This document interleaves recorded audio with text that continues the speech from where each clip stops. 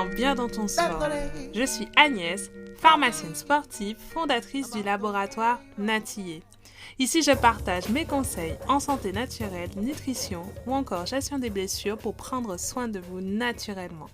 Que vous soyez sportif, amateur, professionnel ou pas du tout sportif, ce podcast est fait pour vous. Alors mettez vos baskets ou installez-vous et on y aille.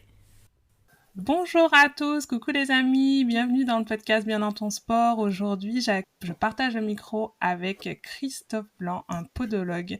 Vous allez voir, il y aura plein de petits conseils pour bien travailler sur vos pieds. Prendre soin de ses pieds, c'est hyper important et c'est ce qu'on va voir aujourd'hui avec Christophe. Bonjour Christophe. Bonjour tout le monde. Bonjour Hello. Agnès. Alors, déjà, on va commencer, je vais te présenter avec quelques petites phrases et tu vas me dire si c'est vrai ou non. D'accord. Alors du coup, tu es podologue. Oui. Je me trompe pas. Non, ça va. Jusque là, ça va. Tu pratiquais le volleyball. Ouais, j'ai fait 20 ans de volley. Ouais. 20 ans de volley, voilà.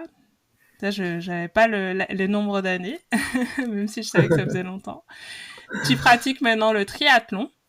J'essaye, quand les piscines sont ouvertes, mais oui. Et du coup, tu es passionné de podologie et tu as plusieurs formations à cet actif. Du coup, on va commencer notre petit Fast and Curious pour que les auditeurs puissent mieux te connaître. Avec plaisir, c'est parti. Alors, il y aura quelques petites questions et tu réponds le plus rapidement pour savoir ce qui te fait le plus pencher. Donc, plutôt thé ou café? Thé. Ok. Plutôt tongs ou claquettes? Ah, claquette. Plutôt manger ou dormir? Manger. Plutôt film ou série? Plutôt film. Plutôt action ou réaction? Action. Plutôt Nike ou Adidas? Désolé, Nike. Bon, c'était le petit Fast and Curious que j'ai adapté un peu pour toi pour que ce soit un peu ciblé podologie. Bon, du coup, on va commencer dans le vif du sujet et j'aimerais que tu nous expliques un petit peu ton parcours. Comment tu en es arrivé à apprendre la podologie, à pouvoir accueillir et des patients pour s'occuper de leurs pieds? En fait, pendant les études jusqu'au lycée avec le volley, pas mal de petites entorses et de pâteaux au niveau des genoux. Et donc pas mal de kiné. Et moi, ce que je voulais, c'était un métier, pas rester derrière un bureau. Et je voulais rester dans le sport. Donc d'abord prépa kiné.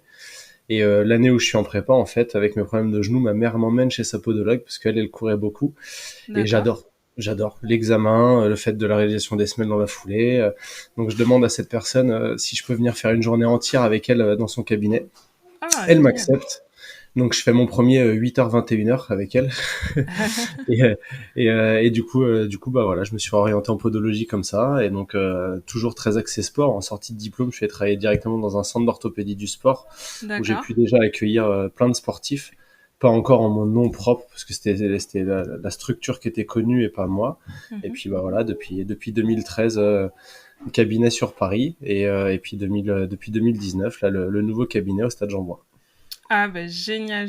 Tu vas nous en parler un peu plus dans le podcast, mais déjà c'est top de voir un peu ton parcours. Et là, ce qu'on peut voir, c'est que déjà t'es tombé dedans très très jeune et que t'as juste en sortie de lycée, tu t'es dit la podologie c'est fait pour moi, quoi. Comme quoi ça sert les expériences pro et d'aller sur place, quoi. J'ai eu de la chance que ma mère, elle m'y emmène, parce qu'en fait, c'est un métier que je connaissais pas du tout. Et quand on était dans les études, nous, on allait voir avec un collègue, on allait voir les prépas pour leur demander, on faisait un brainstorm, en fait, sur la podologie. D'accord. Et la vision de la podologie de tout à chacun quand t'as jamais eu de semelle orthopédique ou que t'as jamais fait de bilan, en fait, c'est juste la pédicurie. Donc on se rend compte que c'est vraiment que ils pensent qu'on coupe les ongles, on gratte les corps et basta, il y a rien d'autre. Et en fait, même pour les aspects cutanés, on a des tonnes d'outils à notre disposition. En fait, on a un métier qui est ultra riche, et c'est génial. C'est vrai que c'est ultra complet, et pour avoir déjà fait une séance chez toi, je confirme, c'est assez complet. Et quand on y va, on y reste bien 1h30, c'est ça, hein? Ouais, c'est ça. Moi, j'ai un protocole en 1 heure et quart où les patients viennent, je fais le bilan et s'il y a besoin, je réalise les semelles dans la foulée. D'accord. Bah, du coup, Mais tu après, vas la semelle, c'est nous... un outil. Donc ça, on pourra peut-être en reparler, mais la semelle, c'est Voilà, juste tu un vas outil nous dans en le travail. reparler justement. Déjà, pourquoi c'est important de prendre soin de ses pieds? Pourquoi le sportif, en tout cas, puisque là on est dans Bien dans ton sport, un podcast qui est vraiment orienté sport et Mhm. prendre soin de soi quand on fait du sport, pourquoi c'est important pour un sportif de prendre soin de ses pieds? Et bien, il y a beaucoup de pathologies sur des sports courts ou longs qui vont venir d'affections cutanées en fait au niveau du pied. Le pied, il a cette particularité d'être notre interface avec le sol et il a aussi la particularité d'être tout le temps enfermé dans une chaussette, dans une chaussure, avec des contraintes qui vont être très différentes en fonction du sport. La course D'accord. à pied, c'est très unidirectionnel. Le trail, maintenant, il y a beaucoup de changements de direction. Il y a beaucoup de changements différents. Le tennis, le hand, le basket, le volley, voilà. Chaque sport va avoir ses spécificités avec des contraintes sur le pied. Et donc, avoir une bonne préparation du pied en termes de coupe d'ongles, en termes de préparation de la peau par rapport aux zones de frottement qu'il peut y avoir spécifiquement, par rapport à soigner ces plages d'hyperkératose, donc la corne qui va s'accumuler en fait sous le pied, soigner les ampoules que l'on peut avoir. Mais en fait, tout ça, ça va être du bien-être pour l'activité sportive et puis bah, Oui. éviter de devoir changer ses appuis parce qu'on a une douleur au niveau du pied. Ok, parce qu'effectivement, bah, on est tous passés par là, hein, on a tous eu une petite corne qui apparaît quand on fait son sport, ou alors ben ça c'est synonyme en fait de d'hyperappui, j'imagine, ou de C'est contrainte ça. au niveau des chaussures. Et du coup, Mhm. le premier réflexe qu'on a, c'est des fois bah, de changer de chaussures, ce qui peut être bien et pas bien. C'est quoi ton avis dessus? Bah, mon avis, c'est que en fonction des sports, si on prend un sport avec beaucoup de rotation, beaucoup de changements d'appui comme le tennis, en fait, on a toujours une corne qui va se mettre sous la base du gros orteil, et celle-ci, en fait, elle va être bénéfique parce qu'on en a besoin pour pouvoir créer cette rotation D'accord. dessus. Maintenant, quand il y a un excès, que ça devient trop dur et que ça commence à être gênant, il faut toujours en enlever un petit peu. Donc après, il y a le côté chaussures adaptées. Il faut savoir que dans chaque sport, chaque modèle, chaque chaussure a un fit, a justement une hauteur, une largeur, une longueur qui est très différent. Donc c'est pour ça qu'il faut vraiment choisir chaussure à son pied. Que moi, l'erreur que j'entends le plus au cabinet, c'est j'ai pris cette chaussure-là parce qu'elle était jolie. Ouais. Et donc en fait, le critère esthétique aujourd'hui dans le sport prend un peu trop de place, alors qu'il y a des critères techniques et de volume qui sont ultra importants, et on n'a pas tous les mêmes pieds, nous n'avons pas tous les mêmes besoins, et donc du coup, bah, à chaque sport, sa chaussure, et à chaque pied, sa chaussure. Donc le Ok, changement ben de chaussure, on c'est va en super reparler adapté. Ouais. aussi justement du choix des chaussures. Tu nous donneras quelques clés pour choisir, pour Mhm. s'orienter en tout cas bien. Mais ce que je retiens, c'est vraiment que bah, on est tous différents et effectivement, prendre soin de ses pieds, c'est important. Et je Ouais. pense aussi, par exemple, aux ultramarathoniens, par exemple, qui Mhm. font des longues distances, qui peuvent arrêter pour cause d'ampoules ou de C'est ça. douleurs, en fait, hein, avec vraiment des saignements au niveau des pieds. Du coup, c'est là qu'on voit que c'est hyper important d'y prêter attention et que c'est pas le jour de la course qu'il faut s'en soucier et Ah c'est non, bien c'est avant. clair. Ah, parce que ça peut y avoir des cas qui peuvent aller jusqu'à possiblement des amputations parce que justement il y a des plaies qui se créent au niveau du pied. Il y a une utilisation de compi à mauvais escient en fait qui va se faire Ouais, sur des épreuves d'ultra endurance qui vont pas être bonnes. ouais. Euh, enfin voilà, la préparation de la peau et des ongles en fait est super important pour pouvoir aller au bout de l'effort sans avoir à se soucier de ses pieds ou d'au-dessus. Parce Oui. qu'une quelque chose qui se passe au niveau du pied, au niveau de la peau ou des ongles, bah, ça peut entraîner des pathologies de cheville, de genoux, de hanches, de dos, d'épaule Mm. en fin de parcours. Ok, ok, bah ça c'est super important et tu vois, tu nous ouvres les yeux sur plein de choses et effectivement on pense pieds, juste, voilà, on se dit bon bah ça reste des pieds, faut juste trouver des chaussures, mais en fait il y a plein de choses à considérer et c'est Ah super non. cool. C'est un organe Euh, super important, le pied. ouais, c'est ça, et on s'en rend compte quand on a un problème parce qu'on peut plus Exactement. marcher. Et du coup, est-ce que tu peux nous dire un petit peu à quelle fréquence il faudrait qu'on aille voir un podologue du sport comme toi, par exemple, quand on est sportif?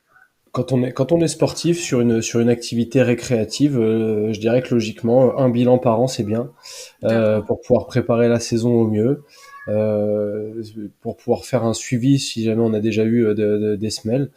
Nous, le but, c'est pas que 100% des patients qui viennent nous voir en podologie repartent avec une paire de semelles, mais le but, c'est d'avoir des conseils adaptés justement Mhm. sur le mode de chaussage, sur éventuellement des renforcements, sur des exercices qu'on peut donner, du renforcement du pied. Ou alors D'accord. justement, ça peut être donner une vision supplémentaire pour quelqu'un qui a un suivi kiné, ostéo régulier. Après, pour les sportifs de haut niveau, bah, idéalement, on va dire que 2 bilans, c'est pas mal. Un en début de saison et un D'accord. en milieu de saison, surtout après la trêve de Noël. Pour vraiment assurer le suivi, les gens changent sur une saison en fonction de la préparation physique, en fonction des matchs, en fonction de la fatigue, en fonction de la récupération, en fonction du temps. Ouais. On a tous ce coup de barre du milieu du mois de février parce qu'il fait froid, on va au travail, il fait nuit, on ressort du travail, il fait déjà nuit. Hmm. Donc voilà, tout joue et on change tout le temps. Donc Oui, finalement, nous, donc on doit effectivement, on pouvoir adapter. évolue et du coup, on a besoin, nos pieds, nos chaussages ont aussi besoin d'évoluer et surtout si on Mhm. est sur une pratique qui est plus régulière et qui est Ouais. plutôt professionnelle, il faudrait changer même à mi-saison, c'est ce que tu dis. Sur les professionnels, ouais, sur les professionnels, même sans devoir changer forcément de semelle. Mais bon, tous les professionnels qui nous écoutent, à mon avis, ils savent que ils utilisent pas qu'une seule paire de chaussures dans l'année. Mm, On est d'accord là-dessus. Voilà, la semelle a une durée de vie un peu plus importante que la chaussure parce qu'elle vient en d'accord. complément du travail de chaussure et elle a pas cette abrasion au sol que subit la chaussure, mais elle a quand même une espèce d'usure. Donc c'est sûr qu'un basketteur qui fait 110 kilos et qui s'entraîne tous les jours, une paire de semelles c'est léger, une paire de chaussures bah, c'est encore plus léger. Donc voilà, la chaussure est un outil de travail pour tous les sportifs. Ok. Donc, ça veut dire que par extension, le pied est un très bel outil de travail pour les sportifs. Donc, Mm. ça, c'est un outil auquel il faut prendre soin. Ok, ok. Et du coup, quand on vient te voir, donc par exemple, moi je viens te voir pour un bilan Mhm. podologique, ça consiste en quoi? Qu'est-ce que tu vas me faire comme examen? Qu'est-ce que tu vas regarder? Est-ce que tu vas tout de suite regarder les pieds? Est-ce que tu vas faire une analyse, un bilan plus général? Comment ça se passe pour ceux qui n'ont jamais été chez un podologue du sport et qui aimeraient savoir? C'est assez généraliste parce que nous, notre métier, c'est marqué dans la loi. En fait, on doit regarder les interactions du pied avec l'ensemble de l'appareil locomoteur. D'accord. Donc, le rendez-vous va commencer par, de toute façon, un questionnement. Est-ce que tu as des soucis quelque part? Est-ce que tu as eu des blessures? Est-ce qu'il y a eu des affections? Est-ce que tu as voilà, tout l'historique en fait du sportif et des blessures qui puissent exister. Mhm. Ensuite, je fais un premier bilan avec une plateforme baropodométrique pour avoir en fait l'état des lieux un petit peu de l'intensité des appuis au sol et en statique et en dynamique. Ça D'accord. moi ça me donne des premières informations justement sur l'ordinateur et puis ça Donc va me c'est une donner des sorte de images. plaque sur laquelle on... Voilà, Excuse-moi, je te avec des petits coupe. capteurs de pression, non, je t'en prie. D'accord. Avec des capteurs de pression dedans et en fait qui va me retransmettre une cartographie colorée sur l'ordinateur permettant en fait de voir plus c'est rouge, plus ça appuie. Donc Ok. ça va me donner des images aussi pour expliquer aux patients en fin de séance ce que j'ai vu et ce qu'on va faire, la répartition dont il y a besoin. D'accord. Ensuite, il y a le bilan sur le podoscope. Le podoscope, pour ceux qui ont déjà vu un podologue, c'est cette grosse vitre avec souvent un néon sur laquelle on Mhm. monte et sous laquelle il y a une glace, ce qui nous Ouais. permet de voir en fait les appuis par-dessous. Mhm. Et ça nous permet déjà de prendre un peu de recul sur le patient et d'avoir une vision d'ensemble. J'ai un quadrillage en fait qui est juste devant cette vitre-là, et donc ça me permet de commencer à regarder est-ce qu'il y a un pied qui est orienté différemment de l'autre, est-ce qu'il y a un genou Mhm. qui est plus haut, est-ce qu'il y a une hanche qui est plus haute, est-ce qu'il y a une rotation, est-ce qu'il y a une épaule qui est plus haute, et hop, comme ça je fais mon observation de bas en haut, j'ai 2-3 tests sur 2 pieds, sur un pied, puis je regarde de profil. Est-ce que la Ok. personne est plutôt devant, plutôt derrière, l'orientation de la balance du bassin, Mhm. puis de face, où justement j'ai d'autres tests sur les pieds, j'évalue la rotation, la torsion du tibia en fait, pour avoir en fait une cartographie de la morphologie du squelette du patient. D'accord. Je revérifie pareil de bas en haut. Ok. Ensuite, j'ai tous mes tests debout, tests de stabilité, tests de mobilité, qui sont moi ma porte d'entrée sur l'examen clinique. Ok. Après, je vais avoir tout le passage sur la table d'examen, où je vais pouvoir D'accord. faire mes bilans de mobilité. Un élément de semelle qui serait mis à mauvais escient sous le pied, en sachant qu'il y a un blocage au niveau d'une cheville, au niveau d'un genou, au niveau d'une hanche ou quoi, et ben en fait, ça peut créer d'autres douleurs. D'accord. adaptative. Donc c'est pour ça que c'est là aussi où je vais pouvoir me rendre compte, est-ce que je vais avoir besoin d'avoir l'aide du kiné, de l'ostéo D'accord. Donc ou d'une imagerie supplémentaire. ça t'arrive quand tu es sur la table de te dire, bah, j'aurais bien mis une semaine à ce patient, mais au final, ça va peut-être pas l'aider, c'est ça? Ouais, bah je peux pas vu son problème, pourquoi il vient me voir, il en aurait besoin, Mhm. mais aujourd'hui, je peux pas l'aider parce que je risque de lui faire plus de mal que de bien. Donc il me D'accord. faut une imagerie pour compléter mon diagnostic, donc il me faut un avis du médecin, donc il me faut des séances de kiné pour commencer à travailler sur une stabilité, donc il me faut une séance d'ostéopathie pour pouvoir justement faire un bilan un petit peu plus profond sur tout ce qui moi va sortir de mon champ de compétences, et il me faut de l'aide. On est le patient, le sportif, il rentre dans une équipe de soins. Donc en fait, le but c'est de travailler en équipe avec le patient au centre qui lui aussi va avoir du travail. Mhm. Parce que du coup, nous on n'est pas dans le... Enfin, on peut pas faire du... Je viens en croix et je dis au podologue, au kiné, soignez-moi. C'est il, y a ça, forcément, oui. il y a forcément du travail pour le Ça, c'est patient. hyper important parce qu'il faut toujours remettre le patient au cœur de son traitement. Nous, Ouais, c'est ce qu'on se bat aussi en pharmacie pour faire, c'est vraiment mettre le patient au centre et qu'il soit acteur de son traitement c'est et qu'il ça. se dise pas juste, bah, pour notre cas, c'est je prends des médicaments et ça va mieux. Ouais, Bah, pour le podologue, c'est je dois faire des exercices, je dois mettre mes c'est ça. semelles, Mais etc. comme je disais là tout à l'heure en préambule, hein, la semelle c'est juste un outil. D'accord. Et j'adore cette image d'un de mes formateurs, c'est que nous on a une boîte à outils et puis bah à un moment, des fois t'as besoin du marteau, tu prends le marteau, donc ça va être la semelle, mais des fois t'as besoin juste d'une clé à molette, des fois t'as besoin juste d'un tournevis. Donc du coup voilà, on a plein de petits outils comme ça dans notre boîte à outils et le patient c'est lui qui va devoir les utiliser aussi. Donc la semelle Ouais, ne peut pas tout faire, c'est c'est vrai. impossible. C'est vrai qu'on Sauf pour des cas on très résume spécifiques. beaucoup la consultation podologique aux semelles. Et on se Mhm. dit souvent, bah non, j'ai pas de semelle, donc c'est peut-être pas Ouais. la peine. Donc là, pour tous ceux qui nous écoutent, même si vous êtes juste sportif amateur ou peu sportif, il faut savoir que ça peut vous être utile parce que on peut aussi regarder d'autres choses, comme nous a dit C'est ça. Christophe. On est 13 000 podologues en France, pour une population de quoi? 66 millions de Français. Quoi qu'il arrive, on n'est pas assez tous les ans pour voir tout Ouais, le monde. bien sûr. Donc, quelqu'un qui a pas de soucis, où tout va bien, il n'y a jamais eu un souci dans sa pratique sportive ou dans sa vie, Mm. il n'a peut-être pas forcément besoin de voir un podologue. Ceux qui achètent des semelles de confort chez des grandes surfaces, et si ça Mhm. leur suffit, et ben tant mieux pour eux. Mm. Nous, on est là pour gérer justement quelque chose, un traitement qui est personnalisé.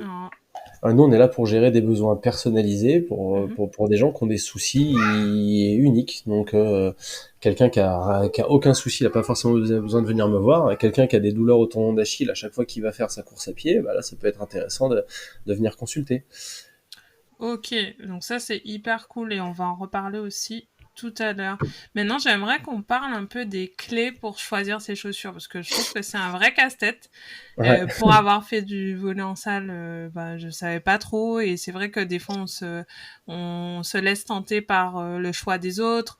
On se dit bon Mm. ben tel a pris telle chaussure, c'est joli comme tu dis ou alors le prix aussi. Le prix peut Ouais. être un facteur de choix. Des fois on pense que la chaussure est chère donc elle est forcément bien et adaptée.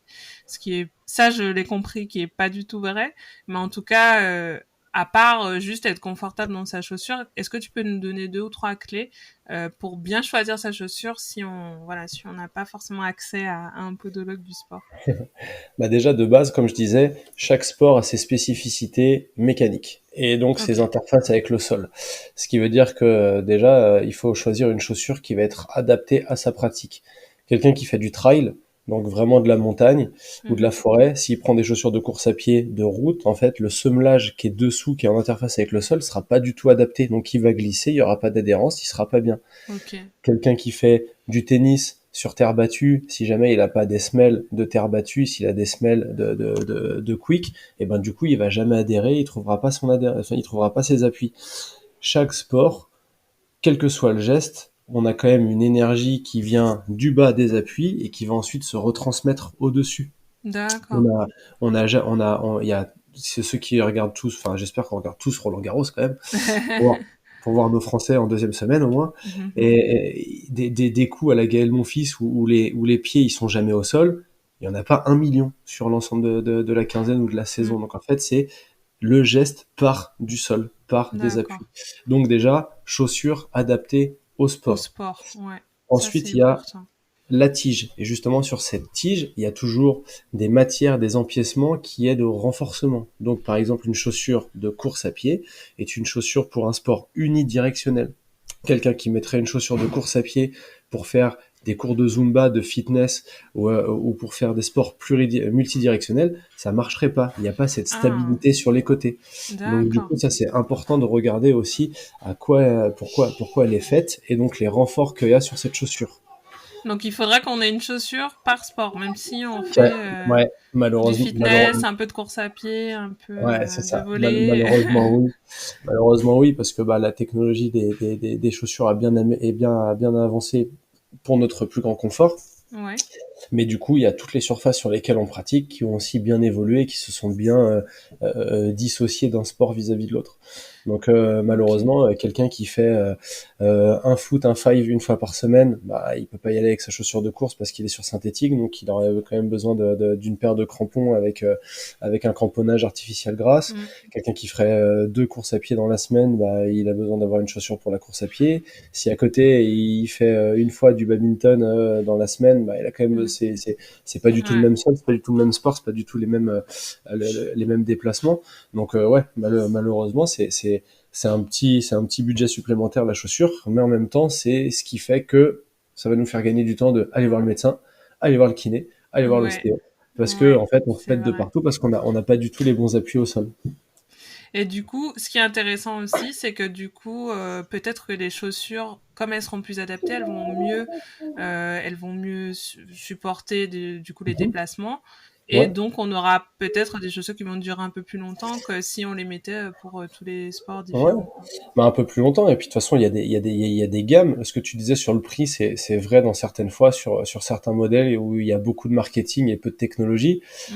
De façon générale, si on prend une gamme de chaussures de course à pied, quand on est au-dessus de 100 euros, on a quand même des chaussures qui sont un petit peu plus durables et qui sont faites pour avoir une récurrence de travail dans la semaine un petit peu plus importante. Quand on prend la paire de running à 50 euros, en général, c'est fait pour faire une sortie, une à deux sorties par semaine, pas plus. Ouais. Si jamais on commence à faire trois, quatre sorties, bah, vaut mieux avoir aussi une gamme de chaussures qui est un petit peu plus importante. D'accord, ok. Une Donc le chaussure, ça prix, vieillit. c'est ouais, ça Ouais, ça, vit et ça ouais, évolue et ça il c'est faut. ça. Ouais. Une chaussure, ça Ok. vieillit, les mousses qui sont utilisées dans les amortis c'est de la chimie. Et le problème, c'est que dans le temps, ça vieillit, les liaisons chimiques, elles vont se casser, donc les matières, elles vont plus du tout avoir leur propriété initiale. Et donc, quelqu'un qui achète une chaussure neuve, et ben en fait, la chaussure, elle a un peu moins d'un an entre la fabrication et l'arrivée sur les étalages. Quelqu'un qui achète ses chaussures en solde, bah, la chaussure, elle a plus ou moins 2 ans. Quelqu'un qui achète ses chaussures en déstockage, eh ben, Ouais. elle a plus ou moins 3 ans déjà. Donc en fait, une chaussure qui était prévue pour courir entre 800 et 1000 km, si vous l'achetez en déstockage, vaut mieux compter courir plutôt 300-400 km avec. Donc Ah ouais. est-ce qu'il vaut mieux acheter une chaussure moitié prix à changer tous les 3 mois ou une chaussure au prix neuf et la changer qu'une fois par an finalement? Ah ouais, donc ça, j'avais pas du tout entendu parler de ça. Donc Des- la durée de vie en fonction de la date, si tu veux, de Ouais, production de la chaussure, elle est importante aussi. exactement. Ouais. Ok. Exactement. Si je prends l'exemple en ce moment des chaussures, ouais, la plus connue chez ASICS, ça va être la Nimbus, la plus connue chez Nike, ça va être la Mm. Pegasus, la plus connue chez Mizuno, c'est la Wave Rider. Elles ont toutes des numéros. Et en fait, D'accord. ces numéros, depuis quelques temps, il y a un numéro par an. Ok. Les marques avancent d'un numéro dans l'année, même s'ils changent que le coloris. Ok. Avant, il y a 10-15 ans, ils changeaient de numéro quand il y avait vraiment une différence dans l'amorti, dans les renforts, etc. Donc ça veut dire qu'aujourd'hui, on est à la Pegasus 38. Quelqu'un qui courrait avec une Pegasus 31-32, bah, ça veut dire que la chaussure, elle a quand même 6-7 ans. Donc D'accord. elle a plus du tout elle a vieilli. Clairement, Ok. elle a vieilli, donc faut pas compter faire 800 km dessus. Mais c'est vraiment lié à une date de production, c'est-à-dire que on peut pas avoir une Pegasus 32 qui a été produite récemment. Non, non, Non. Ok. il y a que dans le sport de haut niveau là, comme là le basket, si on reste sur Nike, où ils vont faire des releases de certains modèles, de vieux modèles, pour des joueurs actuels. Donc là, Ok. une des plus connues, c'est la Kobe 5 qui a été qui doit dater de sortie de Kobe 5, ça doit être 2009, Ok. 2008, 2009, quelque chose comme ça. Quelqu'un qui ressortirait de son placard une Kobe 5 qu'il a acheté en 2009, bah elle serait quasiment morte. Ouais. Par contre, il y a des Kobe 5 qui ressortent aujourd'hui pour certains joueurs. Ah ouais, donc ça c'est vraiment une super clé que tu nous donnes parce que vraiment, déjà moi j'en avais jamais entendu parler et Ouais. je pense que c'est pas du tout dans la tête de tout le monde Ouais. dans le choix de Attention au chaussures. déstockage, c'est ça. Juste Ouais, attention au déstockage. Ça peut être une fausse bonne idée, comme ça peut être, ok.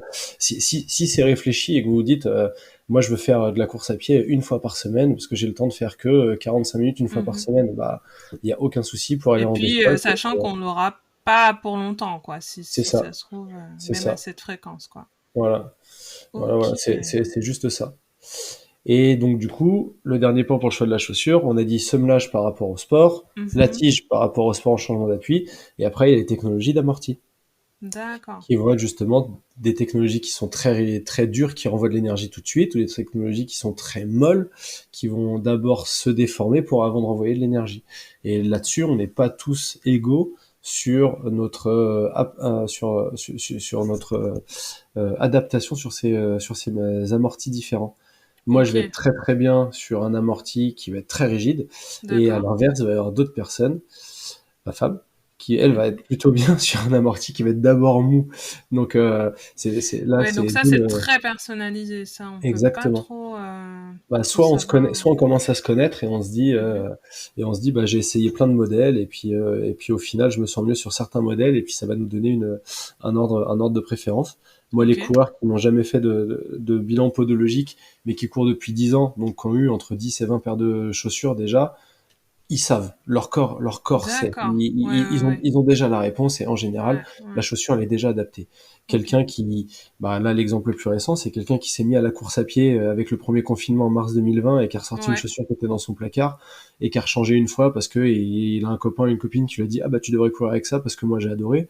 Bah ça, c'est la plus mauvaise des idées parce que il Ouais. y a quand même une chance sur 1000 que la chaussure, elle soit adaptée. Il y a quand même Ouais. 999 chances sur 1000 que Ouais. la chaussure, elle Ouais. soit pas adaptée. Donc, Ah ouais. faut se connaître et pour se connaître, c'est soit pratiquer, essayer, Ouais. soit consulter. Donc toi, tu dis de ne jamais utiliser une chaussure neuve pour une épreuve déjà, peut-être. Bah, sauf si on l'a déjà fait un petit peu, mais c'est sûr que Ouais. là, il y a eu le semi de Paris ce matin. Ouais, tout à C'est fait. sûr que si j'avais eu des patients dans la semaine qui venaient pour changer les semelles et les chaussures juste avant le semi, ouais, Ouais. bizarre. Mm. Sauf cas exceptionnel, ça va être bah, les joueurs professionnels qui souvent en fait ont des chaussures neuves très régulièrement et il y en a qui font des matchs avec des chaussures neuves qui reçoivent les chaussures le vendredi, qui jouent avec le samedi alors qu'elles sont toutes neuves. Ok. Ah bah c'est super, merci pour les clés parce que vraiment je trouve que c'est hyper intéressant et j'avais pas du tout ces notions-là, donc j'espère que vous avez bien noté toutes les clés. Et je voulais aussi parler un petit peu des nouvelles tendances parce que je sais que c'est un peu à la mode, les chaussures minimalistes. Il y a beaucoup de débats sur ça, sur pas mal de groupes de sportifs Mhm. qui disent que c'est plutôt bien de courir avec des choses très minimalistes parce on sent beaucoup les appuis du sol, etc. Je voulais savoir un petit peu ton avis dessus parce que effectivement, moi, j'y connais pas grand-chose et j'ai pas trop de réponse à ça. Déjà, on n'est pas tous égaux Ouais, morphologiquement, ouais, sur la structure osseuse, sur la masse musculaire, sur comment est-ce qu'on utilise nos muscles. Et donc, du coup, bah, on n'est pas tous égaux là-dessus non plus. Donc, il y a des d'accord. gens qui sont faits presque pour être très aériens et très en pointe de pied et Hmm. très avec des chaussures ou même voire pieds nus. Ouais. Il y a un podologue sur Issy-les-Moulineaux, si je dis pas de bêtises, qui court pieds nus tous les jours. Ah ouais. Mais parce que c'est devenu une habitude. Il Il a s'est bien entraîné. développé sa corne de pied aussi. Exactement, exactement. Du coup, le problème, c'est que sur les 50 dernières années, on a dit à un moment, le mieux en course à pied, c'est d'attaquer talon, de se poser dessus et ensuite de rouler. Et puis Ouais. 20 ans après, on a dit, ah mais non, le mieux quand même pour la course à pied, c'est d'attaquer sur l'avant du pied, d'avoir une chaussure qui soit très très fine. Ce qu'on sait, c'est que courir plus sur une attaque plus avant du pied, ça va venir soulager les articulations genoux, hanches. Mhm. mais ça va augmenter la tension sur tendon d'Achille, mollet, ischio, Ah ouais. courir plus avec une attaque talon, ça va augmenter la tension un petit peu sur les articulations, Mhm. mais ça va soulager un petit peu le tendon d'Achille et le mollet et les ischios. Ok. Donc du coup, en fait, c'est que ce que la science nous dit sur les études récentes de différents endroits, c'est que si on n'est pas blessé dans sa pratique, il n'y a aucune raison de changer. Ok, c'est Aucune ça. raison de changer. La course à pied, c'est le sport le plus facile à commencer. On achète une paire de chaussures, on se met en short, on va courir. Mm. C'est aussi le plus, comment dire, un peu le plus dangereux parce que bah ceux qui font de la course à pied, les athlètes, et il y en a pas mal dans tes ambassadeurs, ils font pas de course à pied pour s'échauffer. Ils ont des gammes, ils ont des Mm. activations, ils ont de la mobilité. Donc en Mm. fait, il y a presque tous les sports co. On commence par quoi? De Ouais. la course. Ouais. Ouais. Mais donc voilà, c'est le minimalisme, c'est bien pour certaines personnes. Et puis on le sait depuis longtemps, en athlétisme quand même, ils sont en pointe. En Mm. pointe, c'est presque des drops négatifs. C'est des chaussures qui sont très rigides, encore plus avec la nouvelle technologie, avec les plaques de carbone dans les pointes qui étaient au jeu de Tokyo. Mais du coup, il n'y a pas beaucoup de personnes qui peuvent gérer un marathon sur une chaussure aussi fine que les pointes ou sur des Ouais. five fingers, là, Mm, ces mm, chaussures mm. avec les orteils Oui, c'est séparés où on ça. est directement au sol.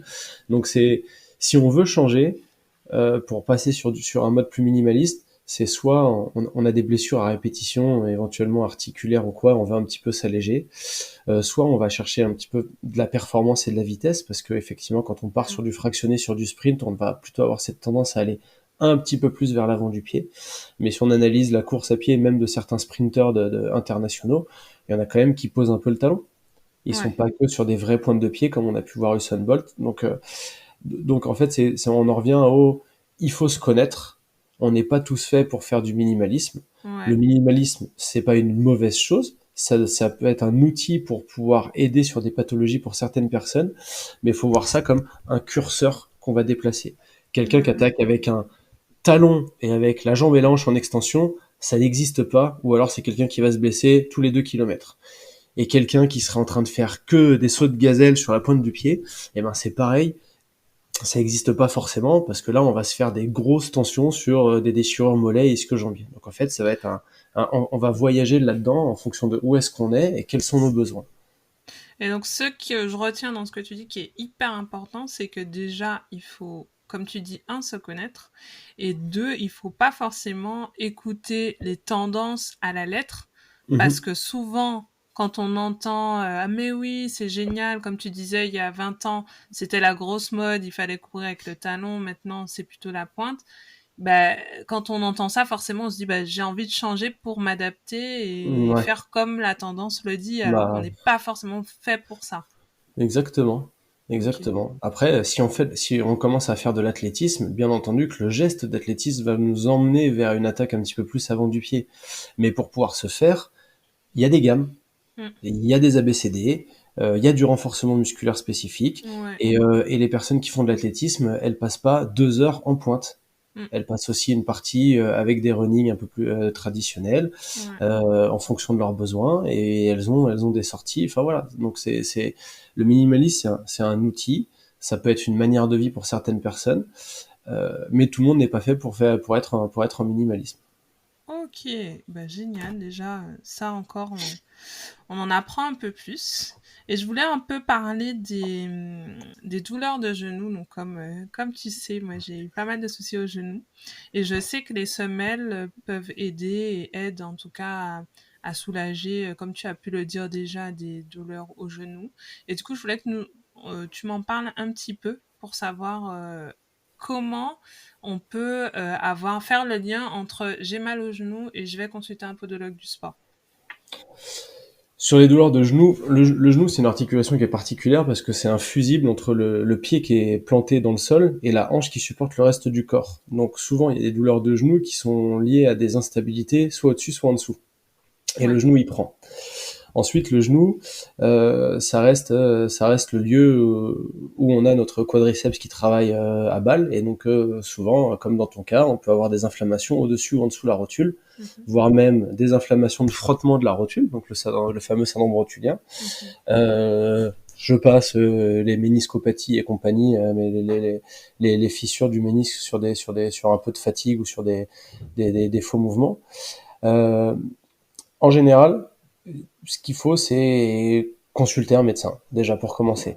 Quand voir un médecin du sport pour être un petit peu plus spécifique, le médecin va pouvoir lancer les investigations avec les imageries pour comprendre quel tissu est en souffrance. Ensuite, il y aura probablement la kinésithérapie pour pouvoir justement se renforcer, se stabiliser là où il y a besoin. Et la semelle est un outil supplémentaire. D'accord. Comme je dis souvent, des patients qui font kiné ou ostéo tout le temps et qui ont des bons résultats sur le coup, et ça se redégrade et ils reviennent à chaque fois, c'est qu'il y a un problème d'appui. Donc en fait, nous, avec la semelle, avec notre bilan à la semelle, on va être là pour apporter de la stabilité supplémentaire en dehors des séances. Faire en sorte que le travail de renforcement du kiné, de l'ostéo, ça tienne dans le temps. Ou alors pouvoir accompagner, comme toi on avait fait dans le volley, accompagner directement sur le geste sportif. Le volley, je peux en parler un petit peu plus. Pendant notre diplôme universitaire de podologie du sport, avec mes collègues, on avait fait une étude sur la semelle et les réceptions de saut. D'accord. Et dans le volley, la semelle réduit de 1 G l'impact en fait sur le genou. Donc une atmosphère. Et quand on sait sur un entraînement de volley combien de sauts on fait sur un entraînement, sur la semaine, sur les matchs, en fonction des sols qui sont plus ou moins corrects dans les gymnases de France et de Navarre, et ben en fait 1 G en moins par saut, c'est quand même plutôt pas dégueulasse. Ouais, donc en fait, ça va vraiment, surtout sur des sports de saut, pouvoir réduire enfin, en tout cas, amortir et protéger nos genoux, quoi. Ouais, ça va aider à la stabilisation. Mm. Donc de toute façon, on va être là pour accompagner, conseiller, orienter. Ouais. Donc est-ce qu'il y a besoin, est-ce qu'il n'y a pas besoin? Est-ce que le problème il est déjà d'abord musculaire? Bah faut faire du muscle. Est-ce que le problème c'est une stabilité de pied? Bah faut faire de la stabilité de pied. Et après c'est toujours pareil, c'est le quid du sportif de haut niveau qui va s'entraîner tous les jours. Ouais. Et dans ces cas-là, bah, la semelle, ça va être un outil supplémentaire dans sa semaine, tout comme il a des soins en kiné, même s'il a des douleurs nulle part, tout comme il va avoir 10 bilans médicaux réguliers, même s'il a aucun souci nulle part, tout comme il a une préparation physique, tout comme il a un protocole d'activation au début d'entraînement et un certain nombre d'exercices ou d'étirements à faire en fin d'entraînement, pardon. Voilà, nous on fait partie un peu de ce travail de l'ombre, comme le changement de la chaussure. Mais voilà, on est sous le pied, on est là pour venir aider justement à la performance. Et performer, c'est avant tout pouvoir répéter les entraînements Oui, sans ça, je se suis blesser. vraiment d'accord. Je suis vraiment d'accord. C'est pour ça que je travaille beaucoup sur le bien-être du sportif, Ouais, parce que c'est hyper important d'avoir ça en tête, et trop souvent, on s'en rend compte quand on a déjà subi la blessure. c'est Et du ça. coup, on fait de la réparation, et la réparation, ça ne vaut jamais de la prévention. Ouais, C'est toujours, on a toujours des séquelles, et c'est bien dommage d'arriver après des séquelles, quoi. ouais. Bah, c'est l'apprentissage. Le problème, c'est qu'on Mm. a des jeunes qui sont très élastiques et qui peuvent encaisser beaucoup de choses, qui peuvent faire des nuits très très courtes avant des compétitions, enchaîner les nuits très courtes sur les semaines avant les compétitions et quand même réussir à performer. Sauf que bah, arriver 30, 34, 35, 40 ans, c'est plus possible. Ouais, C'est plus c'est ça. possible. Donc il y a des petites blessures qui peuvent venir comme ça, juste sur un manque de récupération, sur une mauvaise alimentation, sur un défaut d'hydratation. Donc voilà, c'est tous ces petits outils qu'on va pouvoir mettre en place pour pouvoir aider le sportif. Ok, et ben en tout cas, ça c'est super. J'espère que vous avez noté tous les conseils que Christophe nous a donnés, parce que vraiment, ils sont très précieux. Christophe, où est-ce qu'on peut te retrouver si on veut te consulter, si on a écouté le podcast et qu'on veut venir te voir? Moi, je suis dans le stade Jean-Bouin. J'ai la chance d'être dans une belle structure pluridisciplinaire hein, où il y a un petit peu de tout. Et donc voilà, je suis centre à l'IMSS, l'Institut médical sport santé du Stade français, dans le stade Jean-Bouin. Ok, génial. Donc pour tous les Parisiens et ceux qui habitent à Paris, n'hésitez pas à consulter Christophe si vous avez besoin d'un podologue du sport. On mettra tous les liens en descriptif du podcast. Après, sur Internet, vous avez des associations de Oui, podologues du sport, comme AirPod, ok. Podoxygène, la NPS, où là on est sur des groupements de podologues qui comme moi en fait on est sans cesse en train de se former et d'actualiser nos connaissances sur tout ça. Donc voilà, faut pas hésiter à regarder dans leurs Ok, annuaires génial. dans leurs annuaires en fait ce qu'il y a On le plus proche mettra de chez vous. aussi le lien en descriptif pour que tout le Ouais. monde puisse avoir accès à des podologues aussi formés que toi. Et en tout cas, merci pour tous ces bons conseils parce que vraiment, je trouve que tu nous apportes un regard très différent de ce que nous, en tant que sportifs, on a accès. Donc, on n'a pas forcément la notion et toutes les idées en tête pour pouvoir à la fois choisir ses chaussures, prendre soin de ses pieds, s'y intéresser avant d'aller au Mhm. stade de la blessure. Et en tout cas, merci pour ton temps.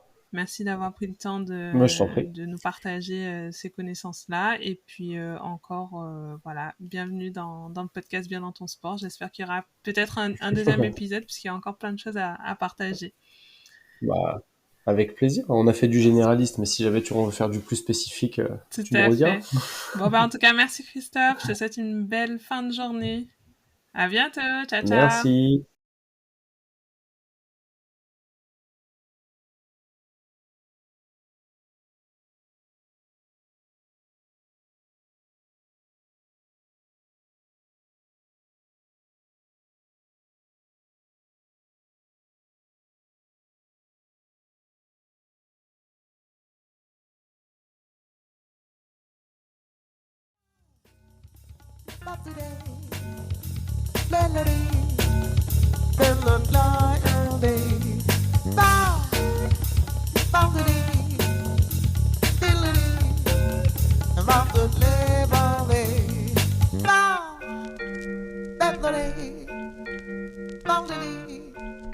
I'm out the